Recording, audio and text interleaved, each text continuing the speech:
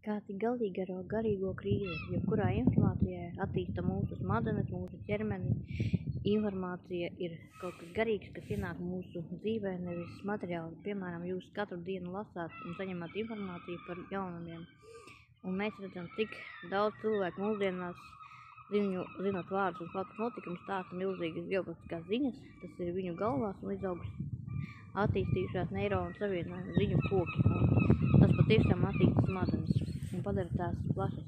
Jebkura informācija attīsta smadzenes, bet šīs zināšanas nenodos cilvēkam spēju tikt galā ar iekšējo garīgo krīzi, ar bailēm, šausmām. Kad griezt gaudo krītas, raķetes jātiek, kad dzīve kādas ievainotas, kāda diagnoze ir nepieciešams, lai Jēzus Kristus mājos mūsos, viņam jādzīvo kristībā, ar Jēzu Kristu, ar kristību ar Dievu vārdā, kad Dievu vārds kļūst miesa. Materiāls būtnes parādās galvā un ķermenī Dieva vārds veidā Jēzus materializējas galvā un aug dzīvības koks.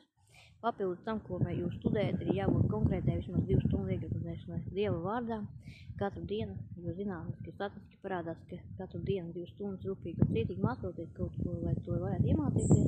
Citiem tā kļūst par daļu no sevis, tas ir Dieva vārds, Jēzus Kristus materializējas tevī, bet ja tu to dari mazāk par 2 stundām, zinot, ka kaut kas ir aizņemts vairāk laika, aizņemts vienkārši vidas, ka tu nevar tikt galā ar to krīzi, jo viss organisms neprātīgi rēģēs uz draudiem un visām šīm šausmām, raķetēm un uz informāciju par kaimiņu.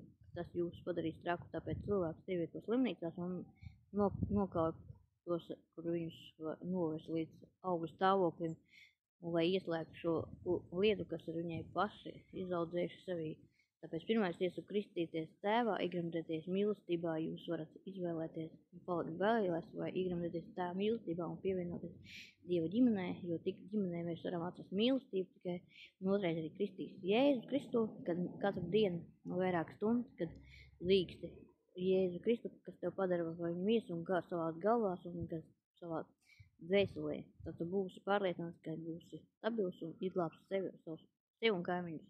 Aicinu abonēt Telegram kanālu Putjenko, visīs Dievu vārdu, lai apgaismotu savu dzīvi ar atklāsmēm un dēļmasību, lai rastu laimi un sirdsmieru Jēzu Kristu.